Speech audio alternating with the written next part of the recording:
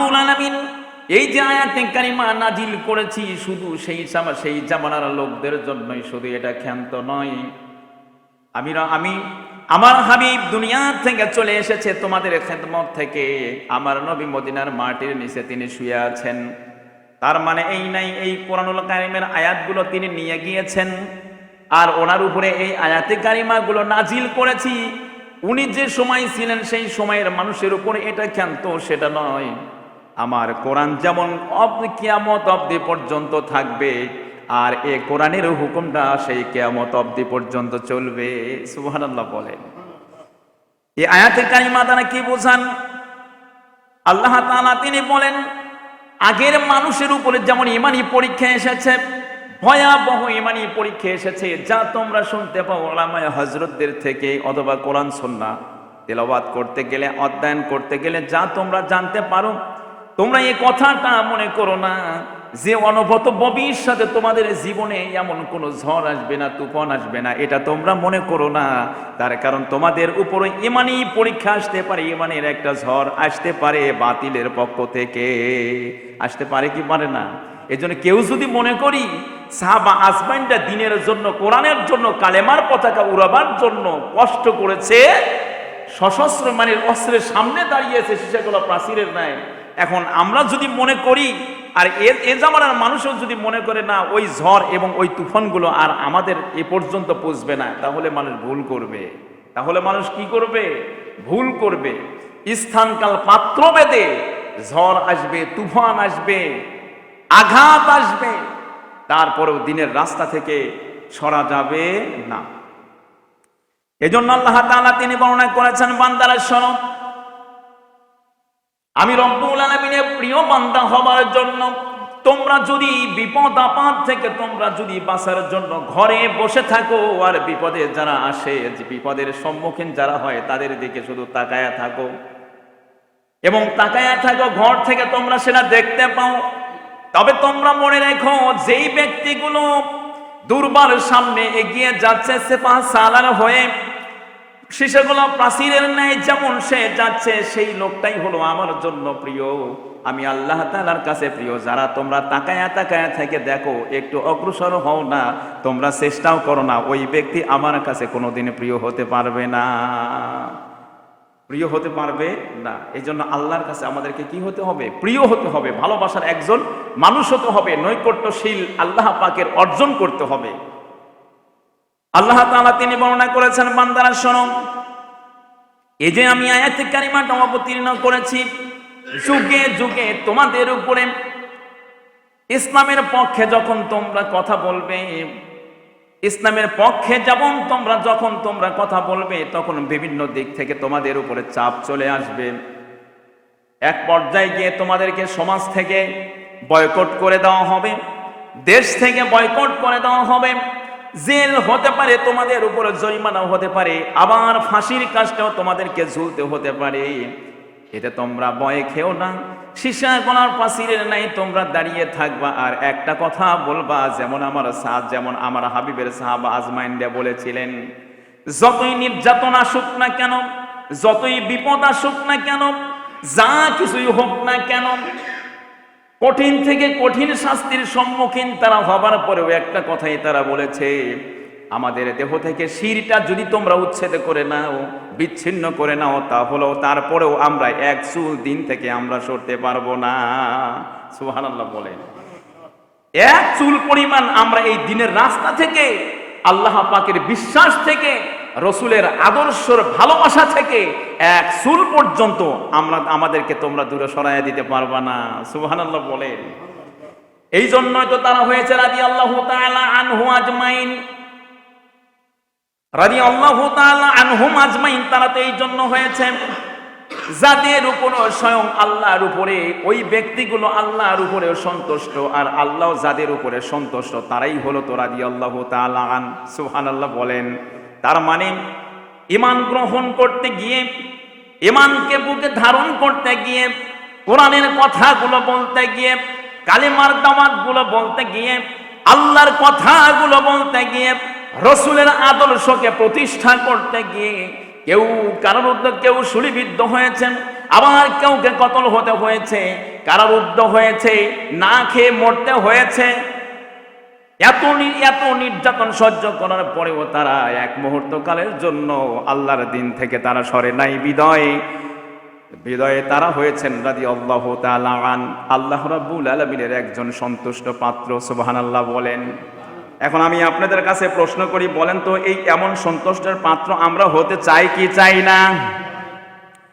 কিন্তু আমাদের অবস্থা দেখে তো মনে হয় না তা। একটা কথা ভালো করে মনে রাখুন, এই আয়াতে কারিমার দৃষ্টান্তমূলক একটা কথা আমি বলি।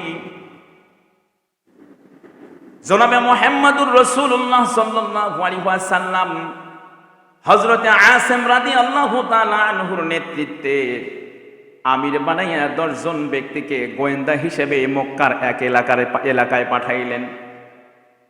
যখন মক্কার এলাকায় পাঠাইলেন, সব সৈন্য সংখ্যা ছিল হলো 10 জন গোয়েন্দা হিসেবে যাচ্ছে। কিন্তু মক্কার কাফেরদের কিছু কিছু অভিজ্ঞতা ছিল। যখন কোনো মানুষের সেই পদচারণ যে হাঁটিয়ে গিয়েছে, এই যে পায়ের হাঁটার যে পায়ের দাগ আছে, এই দাগ দেখেই বুঝতে পারতো এটা আসলে মদিনার লোক না মক্কার লোক। কথা বুঝতে পেরেছেন? শুধু তাই নয়, আবার যদি আপনি খেজুর খান, এই খেজুর খেয়ে রাস্তার ভিতরে ফেলে দিলে ওই সময়ের মানুষের এত মেধা ছিল যে খেজুরের সেই বিচিগুলো দেখার পরে, আঠিগুলো দেখার পরে তারা বলে দিত এটা হলো মদিনার খেজুর না মক্কার খেজুর। এত ব্রেনিয়ান তারা ছিল, আল্লাহ তাদেরকে এত ব্রেন দান করেছিল। এখন হযরত আসিম তিনি ওনার সাথে আরো 9 জন, উনি সহ 10 জনকে নিয়ে, 10 জনই হলো গোয়েন্দা, মক্কার এলাকায় চলে যাচ্ছেন। ওই মক্কা এলাকার ভিতরে একটা গোত্র ছিল, সেই গোত্রটা তারা নিজেরা আলোচনা করছিল যে এখন আমাদের এই মক্কার ভিতরে কেমন যেন মদিনার লোকের একটু আনাগোনা পাওয়া যায় আমাদের এলাকাতে। এই হাতিম এলাকাতে মদিনার মানুষদের কেমন যেন আনাগোনা পাওয়া যায়। এখন এই যে মদিনার মানুষদের যেহেতু আনাগোনা পাওয়া যাচ্ছে, এই জন্য তাদের বিরুদ্ধে আচরণ করার জন্য, তাদেরকে প্রতিহত করার জন্য 1 নয় 2 নয় 200 জন সৈন্যবাহিনী, তীরন্দাজ সৈন্যবাহিনী তাদেরকে হামলা করার জন্য পাঠিয়ে দিল। বলেন কয়জন? 10 জন মানুষ। তারা জানে না কতগুলো মানুষ এখান থেকে যাওয়া আসা করেছে, এটা তারা জানে না। তবে মদিনা থেকে মদিনার মানুষের আমাদের এলাকায় আনাগোনা চলছে, তারা কি অপরাধ করার জন্য আসছে, তারা কি দাঙ্গামা করার জন্য আসছে না হাঙ্গামা করার জন্য আসছে, এটা কিন্তু এখনো তারা জানে না। কিন্তু এই ব্যক্তিদেরকে অ্যাটাক করতে হবে, আক্রমণ করতে হবে, গ্রেফতার করতে হবে, তার জন্য 200 জন তীরন্দাজ সৈন্যকে পাঠিয়ে দেওয়া হলো এদেরকে গ্রেফতার করার জন্য। এখন কোন দিকে গিয়েছে কিভাবে বুঝবেন? যখন এই সৈন্যবাহিনীগুলো একটা রাস্তা দিয়ে যেতেছিল, সেই রাস্তা দিয়ে যাওয়া সম্ভবত সেই রাস্তা দিয়ে, এই রাস্তা দিয়ে গিয়েছে, যেই রাস্তা দিয়ে যাওয়া সম্ভব, যখন সেই রাস্তার ভিতরে চলে গেছে তখন দেখে অনেকগুলো পায়ের দাগ। এখন অনেকগুলো পায়ের দাগ, সেই পায়ের দাগগুলো দেখেই তারা বুঝতে পেরেছে এটা হলো মদিনার লোকের দাগ। এত ব্রেন আল্লাহ পাক তাদেরকে দিয়েছিল, এত ব্রেন তাদেরকে দিয়েছিল। তাদের তুলনায় তো আমাদের ব্রেন কিচ্ছুই না। শুধু তাই নয়, আবার যখন হাঁটতে হাঁটতে চিন্তা করেছে তাহলে মদিনার লোক এই দিকে চলে গিয়েছেন, কথাটা মনোযোগ সহকারে শুনি। এই দিকে মদিনার লোক চলে গিয়েছে, কিছু সময় যাবার পরে, কিছুর পথ অতিক্রম করার পরে কিছু খেজুরের বিচিগুলো দেখলো। এখন সেই খেজুরের বিচি তুলে দেখার পরে এখন তারা দেখেছে যে না, এটা তো কোনো মক্কার খেজুর নয়, এটা তো মদিনার খেজুর। এই বীজটা যে দেখা যাচ্ছে, এই আঠি যেটা দেখা যাচ্ছে, এই বীজ যেটা দেখা যাচ্ছে, এটা তো মদিনার খেজুরের বীজ, এটা আঠি হলো মদিনার খেজুরের। কথা বুঝতে পেরেছেন? প্রিয় ভাইরা, ভালো করে মনোযোগ সহকারে কথাগুলো শুনি। এই যে একটা অবস্থা হয়ে গেল, ধীরে ধীরে সামনের দিকে অগ্রসর হয়ে গেল। হয়ে যাবার পরে দলনেতা হযরত আসিম রাদিয়াল্লাহু তাআলা আনহু, তিনি ছিলেন দলনেতা। তিনি বুঝতে পারলেন আমাদের পিছনে সৈন্যবাহিনী আমাদেরকে ফলো করছে। এখন চিন্তা করে দেখলেন কি করা যায়। এখন আমাদেরকে যদি দৌড়ে ফেলে তাহলে তো আমাদের কাউরে বাঁচতে দিবে না। এই জন্য ওনারা একটা কৌশল অবলম্বন করলেন, ঠিক আছে আমরা একটা উপত্যকায় উঠে যাই। উপত্যকায় উঠে গেছে, আত্মরক্ষার জন্য উপত্যকায় উঠে গেলেন। এখন আল্লাহর কি কাম দেখা যায়, একজনও তো নয়, 2 জনও নয়, অনেক তীরন্দাজ পুরো উপত্যকাকে, সেই পাহাড়টাকে ঘিরে ফেললো। ঘিরে ফেলার পরে তাদেরকে বলছে, শোনো, তোমরা যে কয়েকজনই ওখানে থাকো না কেন, আমরা তোমাদেরকে বলছি, তোমাদেরকে নিশ্চয়তা দিচ্ছি, তোমাদেরকে মারাও হবে না, তোমাদের উপরে আক্রমণও করা হবে না, তোমাদেরকে গ্রেফতারও করা হবে না। আমরা তোমাদেরকে বলছি ওই উপত্যকা থেকে তোমরা নিচে নেমে এসো। এখন বলেন তো, কাফেরদের কথা কি আর বিশ্বাস করা যায়? একটা মুসলিমকে পাইলে তারা সেই মুসলিমকে হত্যার বিষয়টা নিয়ে তারা খেলা করে। এখন অল্প সংখ্যক মুসলিম, এখন তাদের সাথে যুদ্ধও তো করতে পারছে না, অবস্থা বড় বেহাল। কি করবে এখন? যখন বারবার এই কথাগুলো বলতেছিল, কিন্তু মুসলিমরা তারা বলছে না, আমরা তোমাদেরকে বিশ্বাস করতে পারি না, তার কারণ তোমরা হলো কাফের, তোমাদেরকে কখনো বিশ্বাস করা যায় না। আমরা যদি নেমে আসি অবশ্যই তোমরা আমাদের উপরে আঘাত হানবে, এই জন্য তোমাদেরকে তো বিশ্বাস করা যাচ্ছে না। এরপরে যখন এমন কথা বললো যে না, আমরা নামতে পারবো না, সঙ্গে সঙ্গে যখন বৃষ্টির মতো তীর ছুড়লো, ওই 10 জনের ভিতরে 7 জন ওই উপত্যকার ভিতরেই তারা ওখানেই পড়ে গেল, তীর খেয়ে খেয়ে পড়ে গেল। তার মানে তারা শেষ শহীদ হয়ে গেল, আর বাসে 3 জন। এখন কাফেররা বলছে, শোনো, 7 জন তো মারাই গেছে, কিন্তু তোমরা 3 জন বেঁচে আছো। আমরা তোমাদেরকে কথা দিচ্ছি, প্রতিশ্রুতি দিচ্ছি, তোমরা নেমে এসো, তোমাদেরকে আঘাতও করা হবে না, তোমাদেরকে গ্রেফতারও করা হবে না, তোমরা ওখান থেকে নেমে আসো। তারা বলছে যে না, তোমাদেরকে বিশ্বাস করা যায় না, কারণ আমার 7 ভাইকে মেরে ফেলেছো। এখন কিভাবে তোমাদেরকে বিশ্বাস করি যে এই নিচে নামলেই তোমরা আমাদেরকে হামলা করবে না, গ্রেফতার করবে না, মামলা করবে না, আমাদেরকে হত্যা করবে না? এই বিষয়টাই কেমন করে আমরা বিশ্বাস করি? বলে যে তোমাদের কাছে কথা দিলাম, তোমাদেরকে এমনভাবে আক্রমণ করা আর হবে না, তোমাদেরকে কোনো কিছুই বলা হবে না, শুধু তোমরা নিচের দিকে নেমে আসো। যখন নিচের দিকে নেমে এসেছে, নেমে আসার পরে ওই কাফেররা ঘিরে ধরেছে। এখন তাদেরকে গ্রেফতার করে নিয়ে যায়, চলো আমাদের সাথে যেতে হবে। বলছে না, তার ভিতরে ওই 3 জনের ভিতরে একজন বলছে না, আমি যেতে পারবো না, তোমাদের সাথে যাব না, কারণ আমার যে 7 ভাই আছে, আমি এই 7 ভাইয়ের সঙ্গী হয়ে যেতে চাই, আমি তোমাদের সাথে যাব না, তবে আমার 7 ভাই যে পথে গিয়েছে আমি সেই পথেরই সঙ্গী হয়ে যেতে চাই। সুবহানাল্লাহ বলেন। আমার 7 ভাই, তাই ওনাদেরকে তো শহীদ করে ফেললো। এখন উনি 3 জনের ভিতরে একজন বলছে যে আমার যে 7 ভাই যে পথের পথিক, আমার এই 7 ভাইদের সঙ্গে আমিও হতে চাই, তাও আমি তোমাদের সাথে যাব না। কিন্তু জানেন যে ওদের সাথে গেলে নির্মম কিভাবে নির্যাতন করে আঘাত করা হবে এবং তাদেরকে পানিশমেন্ট দেওয়া হবে। যাই হোক, এর পরবর্তীতে তাকে ওখানে শহীদ করে দেওয়া হলো। তাহলে বাসের 10 জনের ভিতরে বাঁচলো কয়জন? আপনারা কি শুনছেন কথাগুলো? এই 10 জনের ভিতরে 10 জনের ভিতরে 3 জন টিকলো, নিচে নামার পরে আরেকজনকে শহীদ করে দেওয়া হলো, তা হলে বাসে হলো 2 জন। এখন সেই 2 জনকে বিক্রি করে দিল, 2 জনকে বিক্রি করে দেওয়া হলো। এখন সেই 2 জনকে বিক্রি করে দেওয়ার পরে একজনকে ঘটনাস্থলেই তাকে শহীদ করে দেওয়া হলো। এখন বলেন তো বাসে কয়জন? একজন বাসে। প্রিয় ভাইয়েরা, মনোযোগ সহকারে শুনি। এই যে একজন ব্যক্তি যে বাসে, সেই ব্যক্তি আর তো কেউ নয়, সেই ব্যক্তি হলেন জনাবে মুহাম্মদুর রাসূলুল্লাহ সাল্লাল্লাহু আলাইহি ওয়াসাল্লামের প্রিয় সাহাবী হযরতে খুবাইব রাদিয়াল্লাহু, বলুন সুবহানাল্লাহ। এই খুবাইবের কথাটা কে না জানেন? হযরতে খুবাইব রাদিয়াল্লাহু তাআলা আনহুকে একজন ব্যক্তি কিনে নিল, সে হলো হারেসার সন্তান। হারেসার সন্তান কিনে নিল। আগে পরিচয়টা জানি, সেই হারেজের সন্তান। এই হারেসটা আবার কে? হারেজের সন্তান ওই খুবাইব রাদিয়াল্লাহু কিনে নেওয়ার পিছনে কারণটা হলো, এই হারেজ বদরের যুদ্ধের ভিতরে হযরতে খুবাইব রাদিয়াল্লাহু তাআলা আনহুর আক্রমণে তা ওখানেই সে হত্যা হয়ে যায়, খুন হয়ে যায়, ওই জায়গায় শেষ হয়ে যায়। বদরের যুদ্ধে গিয়েছে হারেস, সেই হারেসকে খুবাইব রাদিয়াল্লাহু তাআলা তিনি হত্যা করে ফেলেছেন। এখন সেই হারেজের বেটা বলছে, শোনো, তাকে যখন ক্রয় করে নিয়েছেন, এমন ভাবে তাকে নিয়ে যাচ্ছে, আসামির মতো নিয়ে যাচ্ছে। আর খুবাইবকে ডাকতে বলছে, খুবাইব শোনো, আমরা যে তোমাদেরকে কিনে নিয়ে আসলাম, আমরা হলাম হারেজের সন্তান, তোমাকে যে আমরা ক্রয় করলাম, কেন ক্রয় করলাম তুমি সেটা জানো নাকি? বদরের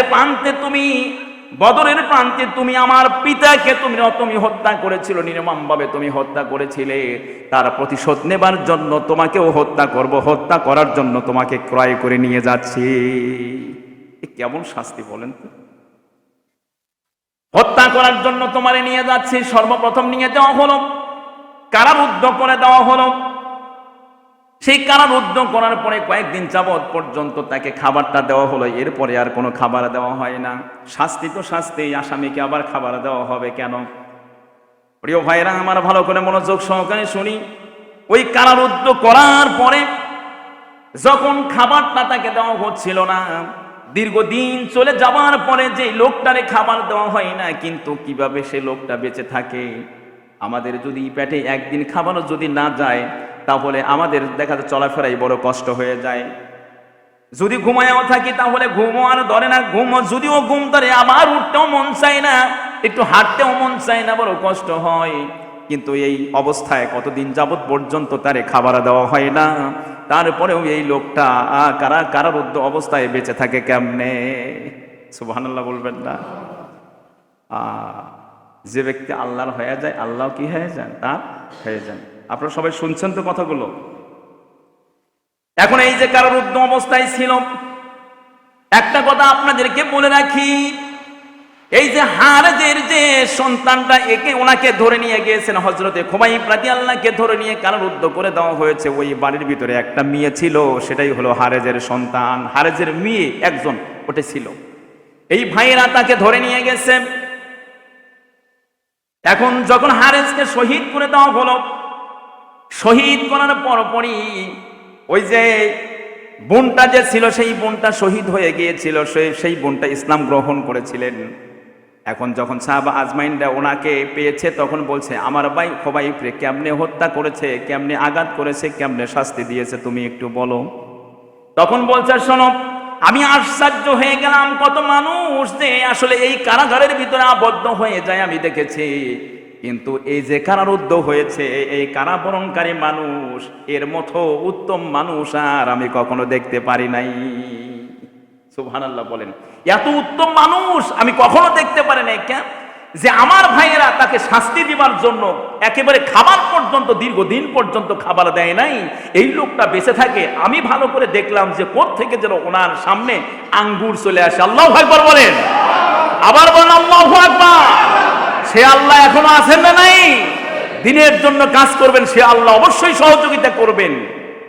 ভাইরা আমার, ভালো করে মনোযোগ সহকারে শুনি।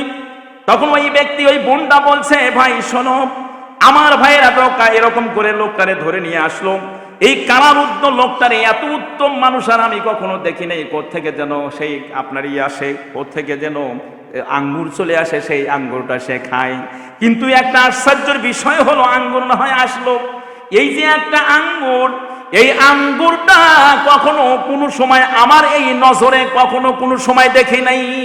সুবহানাল্লাহ বলেন। আমাদের এই দুনিয়ার আঙ্গুরের মতো তো মনেই হয় না, আমার দেখিও না। সুবহানাল্লাহ বলি। কোত্থেকে যে আঙ্গুরটা চলে আসে, এটা ছিল হলো আপনার সেই বোনের মুখ থেকে হলো এই ইতিহাসটা শোনায়া দিলাম। এখন আসুন সামনে যাই। এখন হযরতে খুবাইব রাদিয়াল্লাহকে কারারুদ্ধ করা হলো। দীর্ঘদিন পর্যন্ত যখন এভাবে অনাহারে রেখে শাস্তি দিতে চাইল, হযরতে খুবাইব রাদিয়াল্লাহু তাআলা আনহুকে হত্যা করবার জন্য চটিয়াল ময়দানে নিয়ে যাচ্ছেন। চটিয়াল ময়দান বুঝে আসে? চটিয়াল ময়দান বলতে ফাঁকা জায়গা, মরুভূমি, ফাঁকা জায়গা, এটাকে একে বলা হয় চটিয়াল ময়দান। এবং এলান করে দেওয়া হলো, এখন একজন মুসলিম মারা হবে, এই জন্য মুসলিম মারা যদি তোমরা দেখতে চাও তাহলে তোমরা আসো। মুসলিম মারবে, মুসলিম মারবে। কি মারবে? মুসলিম মারবে। তার মানে মুসলিমকে পাইলে তারা খেলা করে করে মারতো, কষ্ট দিয়ে দিয়ে মারতো, এবং তারা হাসতো। কথা বুঝছেন? সামনের দিকে যখন অগ্রসর হয়ে গেল, হযরতে খুবাইব রাদিয়াল্লাহকে যখন চটিয়াল ময়দানের দিকে নিয়ে গেল, নিয়ে যাওয়ার পরে দেখা যায় একটা শুল বানিয়ে রেখেছে, অর্থাৎ একটা তক্তা খাড়া করে দিয়ে এরকম পাতালে করে একটা তক্তা দিয়েছেন। দেওয়ার পরে রেখেছে। ওনাকে নিয়ে যাওয়ার পূর্বে এখন হযরতে খুবাইব রাদিয়াল্লাহু ডাক দিয়ে বলছে, শোনো, তোমাকে তো এখন মেরে ফেলা হবে, এখন মৃত্যুর পূর্বে বলো তো তোমার কোনো শেষ চাহিদা আছে নাকি? সুবহানাল্লাহ বলে। এখান থেকে আগে আমাদেরকে নসিহত অর্জন করতে হবে যে তোমার কোনো শেষ চাহিদা আছে নাকি। হযরতে খুবাইব রাদিয়াল্লাহু তখন ডাক দিয়ে বলছে, আমার শেষ চাহিদা হলো, আমারে তোমরা সুযোগ দাও, আমি 2 রাকাত নামাজ পড়তে চাই। আমি কয় রাকাত নামাজ পড়তে চাই? আর আমাদেরকে হলে আমার সন্তানের সাথে আমি একটু দেখা করতে চাই, আমার বিবি বাচ্চার সাথে আমি একটু দেখা করতে চাই, আমার আব্বা মার সাথে আমি দেখা করতে চাই, এটা তো আমাদের শেষ ইচ্ছা। অথবা এই জিনিসটা আমি খেতে চাই যা আমি বিগত দিনগুলোতে খেয়েছি। হযরত খুবাইব রাদিয়াল্লাহু তিনি অন্য কোনো কিছু চাইলেন না, শুধু বললেন আমি 2 রাকাত নামাজ পড়তে চাই, আমাকে 2 রাকাত নামাজ পড়ার তোমরা কি সুযোগ দিবা নাকি? তখন বলছে ঠিক আছে, তুমি 2 রাকাত নামাজ পড়ো। তিনি 1 রাকাত দিনের গতিতে নামাজ পড়লেন। দ্বিতীয় রাকাতে তিনি আর বেশি দেরি করলেন না। আসসালামু আলাইকুম ওয়া রাহমাতুল্লাহ, আসসালামু আলাইকুম ওয়া রাহমাতুল্লাহ বলে তিনি নামাজটা শেষ করে দিলেন। এখন কাফের বলছে শোনো, তুমি এত তাড়াতাড়ি নামাজ শেষ করো না কেন? তখন হযরত খুবাইব ইমানের বলে বলিয়ান হয়ে তিনি ডাক দিয়ে বলছেন, শোনো গো কাফির, আমি এই যে তাড়াহুড়া করে নামাজটা আমি শেষ করলাম, এত তাড়াতাড়ি করে নামাজ পড়লাম, যদিও এত তাড়াতাড়ি কখনো নামাজ পড়ি না। আজকে পড়ার পিছনে কারণ হলো আমি এই কথাটা ভেবেছি যে হয়তো তোমরা মনে করতে পারো, কাফের তোমরা মনে করতে পারো এই যে নামাজটা দীর্ঘায়ু করছে, অনেক দেরি বিলম্বের সাথে নামাজটা পড়ছে, হয়তো তাকে আমরা হত্যা করব কিছু সময় বেঁচে থাকার জন্য। তার মানে প্রাণ চলে যাওয়ার ভয়ে তারা নামাজের ভিতরে বেশি সময় কাটায়। কিন্তু না, তোমরা এইটা বুঝবে বলে সেই জন্য আমি নামাজটা তাড়াতাড়ি শেষ করে দিলাম। বলুন আল্লাহু আকবার। তাহলে কেন বলছে? যেন তোমরা যেন এইটা মনে না করতে পারো ইসলাম যে একটা মারাত্মক জিনিস, ইসলাম যে সীসা গলা প্রাচীরের না একটা ধন, একটা বৃক্ষ, সেই জিনিসটা বুঝাইয়া দিলাম। মৃত্যুর সামনে দাঁড়িয়েও ইসলামকে তোমাদের সামনে ছোট করতে চাই না, কারণ ইসলাম হলো শির উঁচু করে দাঁড়িয়ে রাখতে চায়। আমি আজকেও আমার ইসলামকে আমি মাথাটা উঁচু করে দিলাম। সুবহানাল্লাহ বলেন। এখন আল্লাহর কাছে প্রার্থনা করে, আল্লাহ দীর্ঘ 4 মাস হলো তোমার হাবিবের সঙ্গে আমার সাক্ষাৎ নাই, যেই নবীর চেহারা না দেখে আমরা থাকতে পারি না, সেই নবীর সাথে সাক্ষাৎ নাই, দীর্ঘ 4 মাস হলো। রব্বুল আলামিন, এখন তো আমি হয়তো মারা যাব, কাফেররা আমারে শহীদ করে ফেলবে, হত্যা করে ফেলবে। তবে একটা কথা বলি গো মাওলা, আমি আজকে সালাম দিচ্ছি, আমার এই শেষ সালামটা দয়ার নবীজি মুহাম্মদুর রাসূলুল্লাহ সাল্লাল্লাহু আলাইহি সাল্লামের কাছে তুমি পৌঁছায়া দিবা। সুবহানাল্লাহ বলেন। আমার এই শেষ সালামটা তুমি দয়ার নবীর কাছে আল্লাহ তুমি পৌঁছায়া দিও, আমি সালাম দিয়েছি ওনারে। এরকম করে আল্লাহর কাছে আরাধনা করলেন। এরপরে তাকে নিয়ে যাওয়া হলো, শুলে চড়াইয়া মেরে ফেললেই তো হতো। তাকে যখন 4 হাত পাও শুলের ভিতরে যখন বান্ধা হলো, এটাই তারা ক্ষান্ত হলো না। এরপরে দেখা গেছে ঐতিহাসিকগণ বলেন, এই যে 4 যে হাত পাও আছে, এরকম করে টান করে বান্ধার পরেও তারা ক্ষান্ত হয় নাই। 4 হাত পায়ে তারা এই যে প্যারাক আছে, আগের জামানার যে প্যারাক আছে, আমাদের মতো এরকম প্যারাক নয়, আগের জামানার প্যারাক গুলো এরকম করে হাতের ভিতরে বিদ্ধ করে দিয়েছে, বাড়িয়ে হাতের ভিতর দিয়ে পায়ের ভিতর দিয়ে ঢুকাইয়া দিল। এখন আপনাদের কাছে প্রশ্ন করি তো, বলেন কি ওনার কষ্ট হচ্ছে না ভালো লাগছে? আমাদের আঙ্গুলের ভিতরে যদি একটু সুচ ঢোকে, একটা কাঁটা যদি ঢোকে, আমরা সহ্য করতে পারি না, মারে করে আমরা চিৎকার পারি। একটা জিন্দা মানুষকে চুলের উপরে চড়াইয়া তারপরে আবার যখন প্যারাক দিয়ে মেরে দেয় হাত পাও গুলো, তাহলে বলেন তো কেমন অবস্থা হবে? এনারাই তো সীসাগলা প্রাচীরের নাই একেবারে দিনের কথাকে, দিনের পতাকাকে, ইসলামের সেই শিরকে উঁচু রাখার জন্য এনারাই তো সীসাগলা প্রাচীরের নাই দাঁড়িয়েছিলেন। বলেন ঠিক না বা ঠিক? আজকে ওনারা কোথায় আর আমি আপনি কোথায়? এই মুহূর্তে এসে যখন এই অবস্থা করে যখন ওনাকে টান করা হলো, প্যারাকগুলো মারার কাম শেষ। এই যে তরবারিটা অর্থাৎ কাঁটা যেগুলো আছে, সুই অথবা খেজুরের কাঁটা যেগুলো আছে, সুই এরকম করে কাঁটা যেগুলো আছে, কাঁটা দিয়ে এরকম করে ঘাওয়াচ্ছে, নাউজুবিল্লাহ বলেন, এরকম করে ঘাওয়াচ্ছে, এরকম করে ঘাওয়াচ্ছে, এরকম করে ঘাওয়াচ্ছে। আর হযরত খুবাইব রাদিয়াল্লাহু আত্মচিৎকার না দিয়ে সে শুধু মাঝে মাঝে মুস্কি হাসে। বলেন সুবহানাল্লাহ। এতে ওই তারা ক্ষান্ত হলো না। আবার এই যে ধারালো তরবারের আগা দিয়ে এরকম করে খোঁটা মারে, গোস্তের ভিতরে ঢুকা দিয়ে এরকম করে, আর গোস্ত শুধু লাভ পারে, রক্তাক্ত হয়ে যাচ্ছে। এরপরে খুবাইবের মুখ থেকে তারা কোনো কিছুই বাহির করতে পারলো না। আর মাঝে মাঝে ডাক দিয়ে বলে, খুবাইব রে, এখনো সময় আছে, ওই ধর্ম ছাড়, ইসলাম ধর্ম ছাড়। খুবাইব রাদিয়াল্লাহু তাআলা চিৎকার দিয়ে একটা কথাই বলেন, আমার তো এই ছোট্ট জমিন, আমারে তোরা যত তাড়াতাড়ি মারবি আমি তত তাড়াতাড়ি আল্লাহর কাছে আমি চলে যেতে পারবো। বলেন সুবহানাল্লাহ। এক পর্যায়ে গিয়ে যখন এই অবস্থা করে ফেললাম, হঠাৎ করে বলে ফেলল, শোন, তোমারে ছেড়ে দিব, আর তোমার জায়গায় আল্লাহর রসুল, তোমার রসুলের যার দিন তুমি গ্রহণ করেছো, আব্দুল্লাহর বেটা মুহাম্মদ বলি সাল্লাল্লাহু, এই আব্দুল্লাহর বেটা মুহাম্মদ এখানে বেঁধে আমি শাস্তি দিতে চাই। যদি শাস্তি দেই তাহলে তোমার ভূমিকা হবে কি? তখন হযরত খুবাইব আলাইহিস সালাম মৃত্যুর দুয়ারে দাঁড়িয়ে একটা কথাই বলছে, শোনো, আমার এই দেহের ভিতরে রক্ত থাকবে আর আমার রসুলকে এখানে আঘাত করা হবে। আঘাত তো বড় কথা নয়, আমার রসুলকে যদি কোনো ব্যক্তি ফুলের একটা আঘাত করে আমি খুবাইব এই জায়গায় বসে থাকতে পারবো না। সুবহানাল্লাহ, জোরে বলেন, বলেন আল্লাহু আকবার।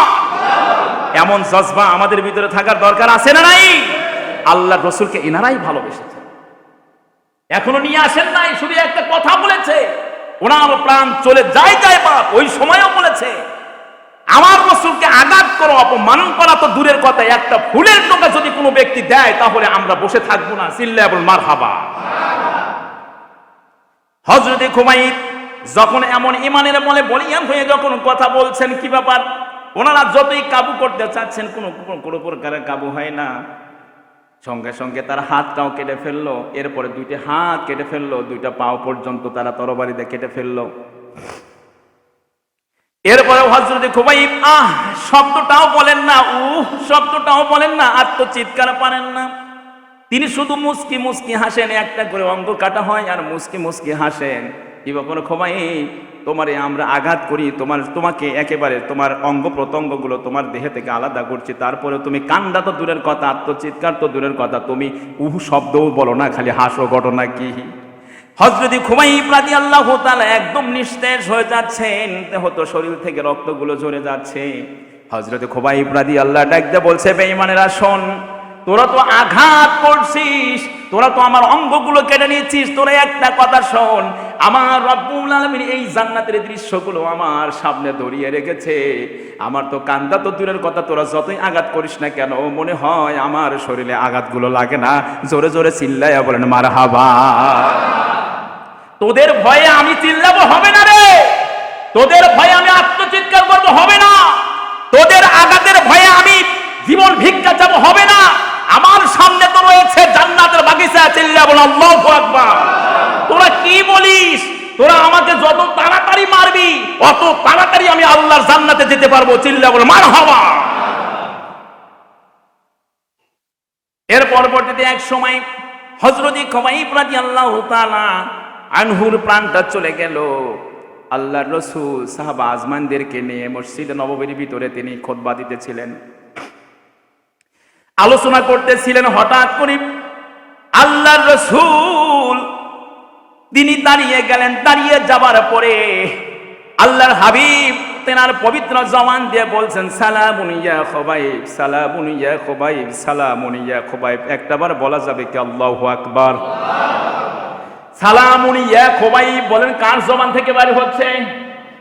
আল্লাহ রাসূলের জবান থেকে যখন বলল সালামুন ইয়া খুবাইব, সালামুন ইয়া খুবাইব, হযরত ওমর ফারুক রাদিয়াল্লাহু তাআলা আনহু জিজ্ঞাসা করলেন, ইয়া রাসূলুল্লাহ, ইয়া হাবিবাল্লাহ। হঠাৎ করে দাঁড়িয়ে গেলেন, আবার সালাম দিলেন, তার কারণটা কি? আল্লাহ রাসূল তিনি বলছেন, দেখে যে আমার প্রেমিক খুবাইব, সেই খুবাইব এখন জান্নাতের ভিতরে পাখি হয়ে উঠছে। বলুন সুবহানাল্লাহ। নাই রে নাই, আমার খুবাইব এই দুনিয়ার ভিতরে নাই, আমার খুবাইব জান্নাতের ভিতরে পাখি হয়ে শুধু ডানা মেলে মেলে উঠছে। সুবহানাল্লাহ বলি। এখন আপনাদের কাছে প্রশ্ন রাখি, বলেন তো, সেই জান্নাতের ভিতরে পাখি হয়ে ওরা কি এমনিতে আসছে নাকি নির্যাতন বরণ করতে হয়েছে? প্রিয় ভাইয়েরা, দুঃখজনক কথা হলেও সত্য, তারা এমন ইমানি পরীক্ষার সামনে তারা ছিল, তারপরেও তারা ইমানকে ছাড়ে নাই, এক চুল পর্যন্ত ইমানের পথ থেকে তারা পিছু পা হয় নাই। এখন আপনাদের কাছে একটা প্রশ্ন রাখি, আপনারা কষ্ট পাবেন না? বলেন তো, ওলামায়ে হযরত যারা আমরা আছি, রাতের পরে রাত, মাসের পরে মাস, বছরের পরে বছর, যুগের পরে যুগ ওলামায়ে হযরত গুলো কোরআনের পথে আসতে বলেন। এখন এই যে কোরআনের পথে আসতে বলেন, আপনারা বলুন তো, এই কোরআনের পথে আসতে বলাটা, কোরআনের ছত্রছায়ায় থাকাটা, এখানে এই ছত্রছায়ায় আসাটা কি উলামায়ে কেরামের এই যে ডাক কোরআনের ছত্রছায়ায় আসো, এটা কি অপরাধ নাকি? অপরাধ না। ভালো করে লক্ষ্য করে দেখুন, এই আপনারই তো দায়িত্ব, আপনি তো মুমিন, যদি মুমিন হয়ে থাকেন আপনারই তো দায়িত্ব এই কোরআনটা রাষ্ট্রীয়ভাবে কায়েম করার দরকার আছে না নাই? আপনি তো মুমিন, কাল কিয়ামতের ময়দানে প্রশ্নবিদ্ধ আপনাকে হতে হবে, আপনাকে হতে হবে। এই কোরআনকে রাষ্ট্রীয়ভাবে কায়েম করতে চাও নাই কেন? এই রাষ্ট্রের ভিতরে যেমন গণতান্ত্রিক অবস্থা চলছে, অশান্তিতে ভরপুর আর অশান্তিতে ভরপুর, আর এক ঝাঁক কোরআনের পাখিগুলো এই কোরআনকে সমাজের ভিতরে প্রতিষ্ঠা করতে চেয়েছিল, রাষ্ট্রীয়ভাবে প্রতিষ্ঠিত করতে চেয়েছিল। কাফেররা বাধা দেয় নাই, একমাত্র তোমরাই মুমিন তার বাধা দিয়েছো। কোন আদর্শকে তোমরা প্রতিষ্ঠা করতে চেয়েছো? যে আদর্শের ভিতরে অশান্তিতে ভরপুর। আর সাহাবা আজমাইন কোন আদর্শ প্রতিষ্ঠা করতে চেয়েছিল, যার জন্য শহীদ হতে হলো?